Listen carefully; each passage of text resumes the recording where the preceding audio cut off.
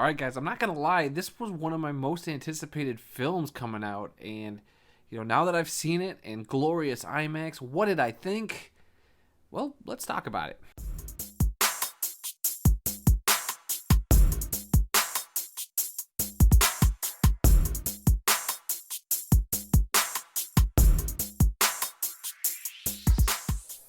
So, Bullet Train is about Brad Pitt, who's like a special operatives kind of guy who specializes in snatching items, but he's also notorious for having really bad luck. So he has to essentially, getting back in the game, get on this train, steal a briefcase, and get off the train. It's a pretty simple job for him. But the way this story is constructed is there are a boatload of characters, well, I guess a trainload of characters who all have these really interesting interweaving stories that all kind of connect to each other. And the big thing that everything kind of gets tied into is just fate. This movie plays a lot on the idea of fate and what was, meant to happen and how things play out, how people are connected, and on a basic premise it's actually really interesting, and I like the idea of it.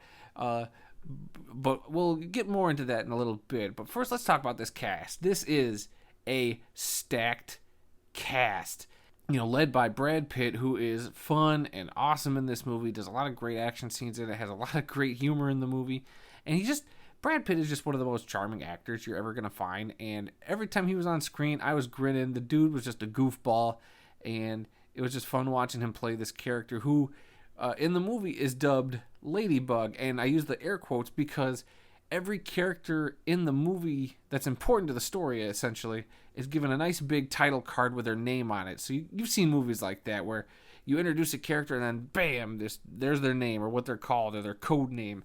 And that stylization works for this movie. So you're introduced to Brad Pitt as Ladybug. You're introduced to Joey King as the Prince. You're introduced to Aaron Taylor Johnson as Tangerine. Brian Tyree Henry as Lemon.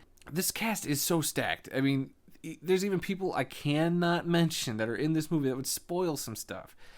But there's a lot of great cameos and just a lot of people. If you've seen like even the TV show Heroes, you might notice somebody from the TV show Heroes, which was fun to see. So there's a lot of people in this movie, and it's a lot of fun because they're all just like on this train, and all these different characters have their own unique stories. And the most interesting of these characters is probably the twins, played by Aaron Taylor Johnson and Brian Tyree Henry. They are just a fun, goofy duo who you get to see some of their backstory. You get to see a lot of their interactions, and it's great. It's funny. This whole movie's got a really decent blend of comedy, violence, and action. And I think these two are at the forefront of just kind of the fun, witty banter back and forth, and even brings in this philosophy, which I never thought I'd see in my life, which is the philosophy of Thomas the Tank Engine. And that's all I'll say is they bring Thomas the Tank Engine into this in such a fun, interesting way that, I got a big kick out of what they were doing with it. And it plays actually an important role in the story, which I really like. But yeah, so all these other characters in the film are somehow connected, all have these big, elaborate, backstories that get, put into why everybody's on this train. And that might be the biggest problem with this for me, because I really did dig this movie. I think it's a lot of fun, but if I have to sit here and tell you the negatives of it, here we go. A lot of these stories are so convenient how they tie in. It's like, okay, like, I get we're playing with fate here, but man, you're really asking a lot of us as the audience to, like, go along with, like, all these people being connected in all these different ways, which, you can suspend your disbelief and enjoy it. That's fine. I did for the most part, but there's times where I'm like, wow, we're really pushing it. I think they had a few characters too many to really get away with that.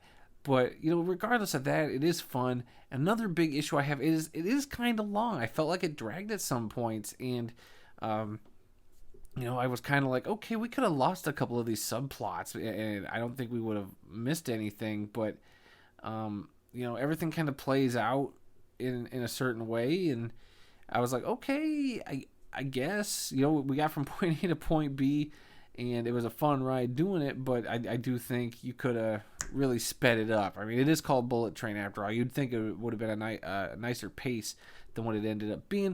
It doesn't totally drag the movie down. It's just, that is probably one of the bigger criticisms I have, and actually might affect me going back for repeat viewings of this, because I was like, I liked it a lot, but man, I don't know if I'd sit down, and it was a little long. I just don't know if I'd sit through it a second time so soon. I mean, I would love to see it again, down the road when it comes out on Blu-ray, but, I just don't see me turning around and going to see this in theaters. And I will say, seeing it on IMAX was one of the best ways to see it. It is a lot of fun. It's colorful, and they do a lot of cool things. I think is worth the ticket price of going to see this in IMAX. And, overall, you guys, this is a fun time at the movies. It's one of the better films I've seen of the year, and while it didn't exactly reach the levels of hype that I had, it is still up there. It is pretty decent. It's a lot of fun, a great ensemble cast with, like I said, a lot of cameos and people I'd never expected to show up. There was even one character, and I won't say who, but he plays a character called the White Death, and I was expecting somebody from a major action franchise to show up as this character, kind of the way they were teasing him, the kind of the way they were, not showing this guy's face throughout the whole movie until the third act when you finally get revealed who the actor is playing him, and it wasn't who I thought it was going to be, but the actor they got is still a pretty darn good actor, and I was pretty happy about that. So yeah, guys, I'm going to actually end up giving this a very solid B+.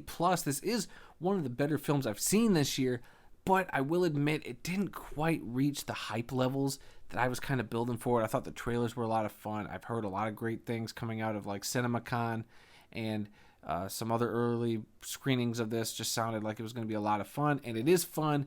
It just doesn't quite get up there for me because of some of the longer editing. I think it could have been pared down a little bit, a little tighter, would have made it a little more palatable for me, and definitely the rewatchability would have really set this film up to another level. So there you have it, guys. That was Bullet Train. What do you guys think? Are you anxious to see Bullet Train as much as I was? Let me know down in the comments below, and especially if you guys go out and see this. I'm very curious to hear what everybody thinks. And of course, guys, you know what I'm going to say here at the end of the video. If you could please hit the thumbs up button. If you could hit that subscribe button. If you could please hit the little bell notification thing. It would mean a lot to me. And without any more talking, guys, I'll see you next time.